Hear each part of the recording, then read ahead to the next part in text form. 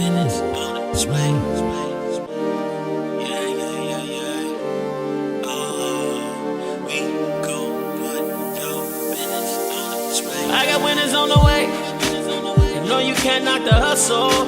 And if you gotta get in place, then we gon' put your business on display. Grab a seat with Nisha for a minute. And if you got the goods, we can talk about your business. She know what it's like to make a move independently. And I don't fake us like that. We've been trusting God like that. Yeah, yeah, yeah, yeah. Oh, we gon' put your business on display. Hello, everybody. Welcome to NEESHA'S Network. I am not Nisha. I am Kristen Dean, her daughter, her eldest daughter, and I am filling in for my mom today. She allowed me to come on here, and I have a couple things I want to share. But first, I wanted to just make sure I tell you guys, if you have not already, go to NEESHA'sNetwork.com and subscribe right now. Join NEESHA'S Network. It is a platform for businesses to network and connect and to just join together. She has mastermind classes once a month where all business minded people get together and they share ideas, they share new developments, they share struggles. They're real transparent about where they are and where they're going. So if you are just joining, also please share.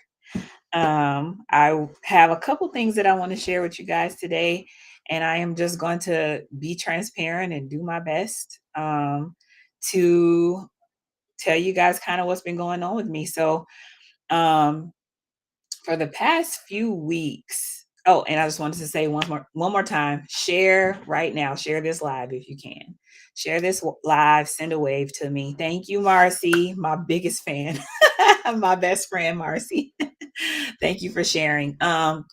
So it's been so many things that has happened to me since 2022 began. 2022 already has shown me that the devil is out here busy and that you have to stay on your square or you will get knocked over. And I'm not going to go into detail about everything that I've gone through because that is going to take longer than the 20 minutes I have allotted. But I will say that the revelations that have come from all of the things that have taken place and that have been happening to me have been so deep and so deeply rooted just in pain. And it got me to thinking that the way that we learn, the way that we as adults come into new ideas, besides just like going to school, is through experiences. And sometimes, most of the time, those experiences can be painful, they can be uncomfortable. But the things that we learn when coming out of something like that is usually priceless. And so the first thing that I kind of wanted to talk about was intentions. And so you guys know how when you are scrolling through your Facebook and you get a notification for memories come up, um, and you get that status from 2008 or 2010, and you look at it and you're just like, dang, I was annoying and embarrassing. I was this is very embarrassing. Most of the time I just delete mine because I'm so embarrassed. But recently the ones from like 2017, 2018, even 2019 have been coming up. And I've been looking at how I was talking and what I was saying. And although most of the time, 90% of the time, my intentions were pure, the way I came off and the way I was saying what I was saying, looking at it now after going through some of the things that I've gone through now, I'm looking like, dang, that was kind of harsh. And so um, this phrase came in my head that pure intentions, even from a broken place, can still cause harm. And like, I know, like in relationships in general, people talk about, well, that wasn't my intention, or you took it the wrong way. But when your intentions, whether they feel pure to you or not, are from a place of brokenness or a place where, even a place of pride or a place where you're not looking at the person's experience as well, you're only thinking about yourself, they can still cause harm. And some of my statuses from 2019, 20, even 2020 caused harm to me. I'm like, man, I would never say that now. I would never make a bold statement like that now, and blanket it, thinking that I'm helping people and thinking that I'm giving all of this wisdom. But really, I was probably hurting somebody. And then most of the time you don't know what you're talking about. And so yourself will make a fool out of you quicker than anybody else will. And that is kind of something that I have been learning. And so how do you overcome if your intentions feel pure, but they're attacking somebody else? And the honest answer to that is I don't know. I really don't know. And I think I'm learning that now. I'm learning how to um filter what I call pure and really try to look at it from God's perspective. Like, what is God saying about it? What would God feel about this? Or um just really kind of giving a different um viewpoint other than the one that's coming from me. We all have like our as you from the Facebook statuses, our views change over the years, our minds change over the years, and you're just going to change like what you're feeling today 90% of the time it won't be exactly what you're feeling tomorrow. And so just keeping that in mind, like even when you're putting things out there, putting it out there with the root of it being love, not with the root of it being to tell somebody off or to subliminally speak of a situation or an incident that happened, because it can offend somebody. And then what's the point? What is the point of you saying what you had to say if it's only going to offend somebody?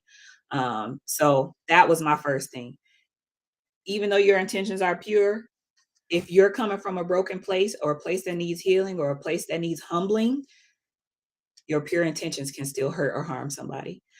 So I don't know who that's for, but it was definitely for me. And then the other thing, which is the main thing I want to talk about, is forgiveness and just the art of forgiveness. And when somebody harms you, or when somebody hurts you, or when somebody does something that you think is just so awful, um, and you have this heart of forgiveness.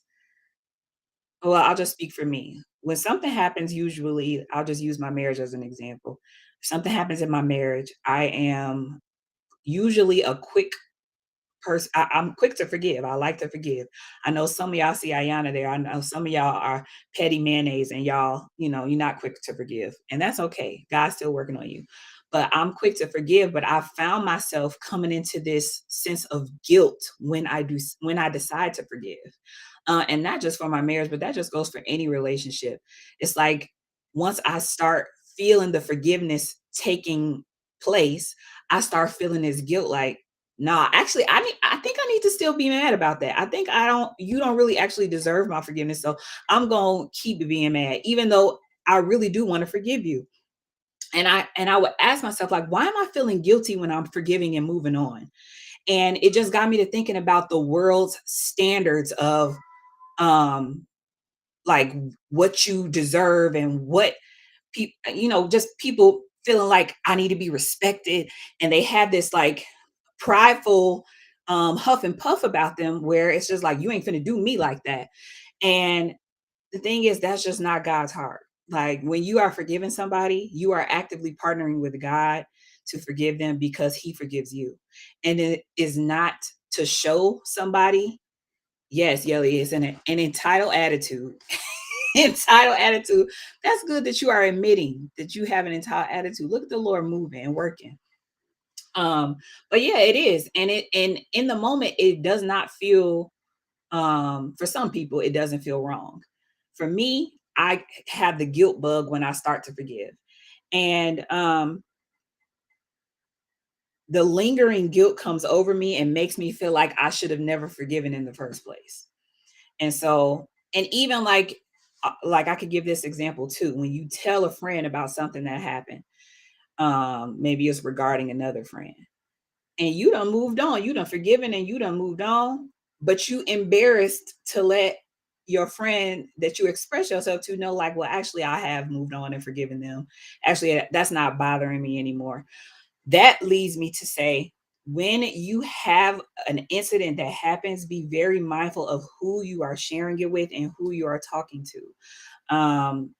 And I would just say, give it 24 hours before you decide to tell somebody, before you decide to let it out to the world, before you decide to share it with, even with that confidant.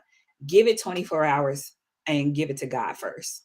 Like, God, I'm going to sit on this. I'm going to sit on this incident that happened, this person that hurt me. I'm going to think about it.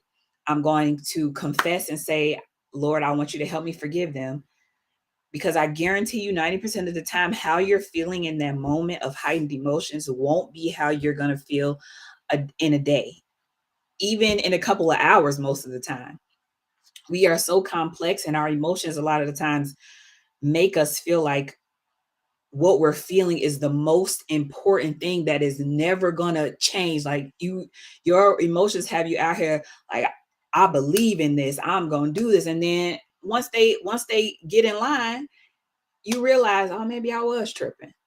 And so I just feel like we have to be able to recognize and distinguish our emotions from the facts. And if you still feel that way and as strongly 24 hours later, maybe 48 for some of y'all in the comments, um, then go from there. But let God be that first person that you go to. And here, let's see. Let's show this. Yelly says, but that is why you also give people the space requested so their emotions won't leave you with hurt feelings. So giving people space. Now that is one thing.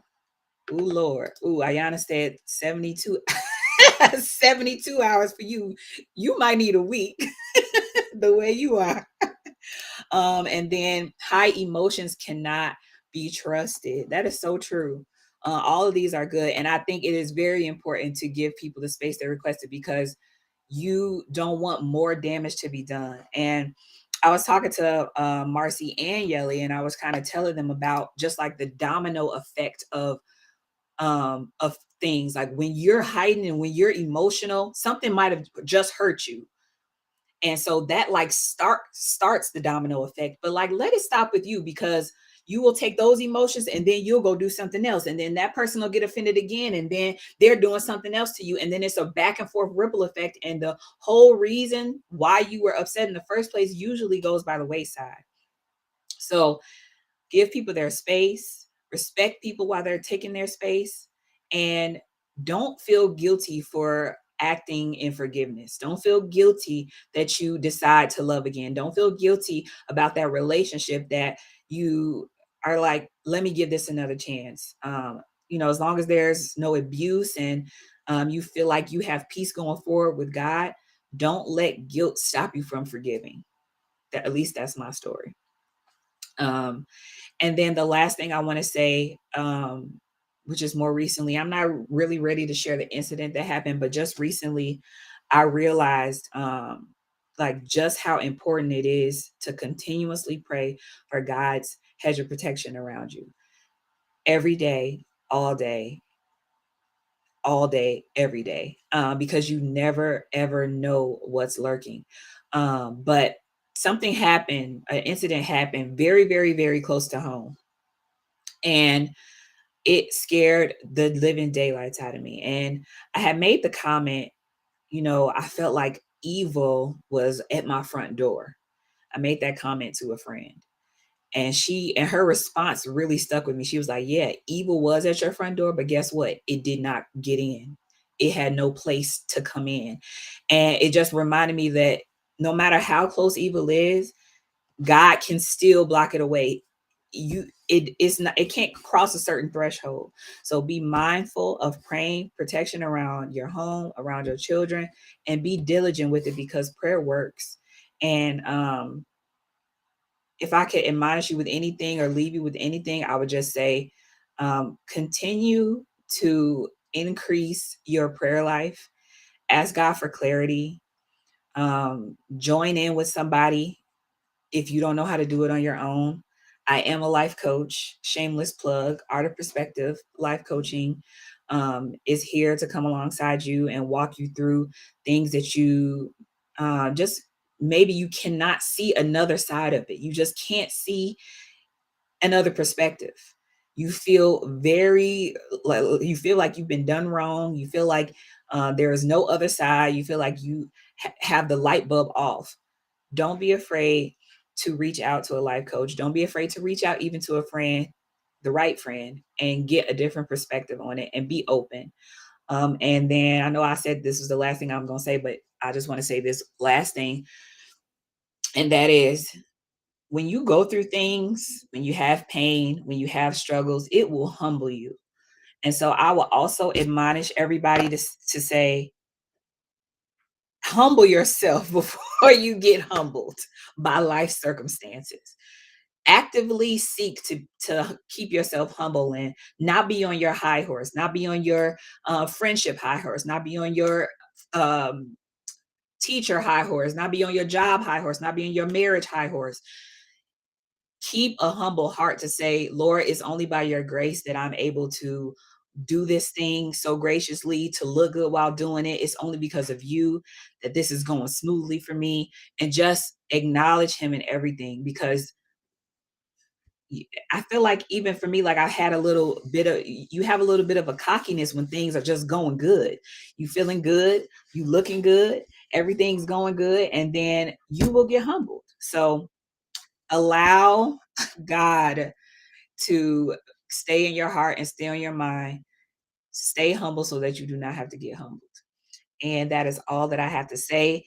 If you have not already, please subscribe to NEESHA'S Network, NEESHA'sNetwork.com, to join this amazing network of people and entrepreneurs and small businesses, life coaches, and the list goes on. And subscribe also to the YouTube channel. This will be on the YouTube channel, so please share. Thank you guys for watching. Thank you guys for listening. And NEESHA will be back with some new and exciting news next week. All right, guys, have a wonderful, wonderful day. And I have to work the background, so see y'all later. Yeah, yeah, yeah, yeah.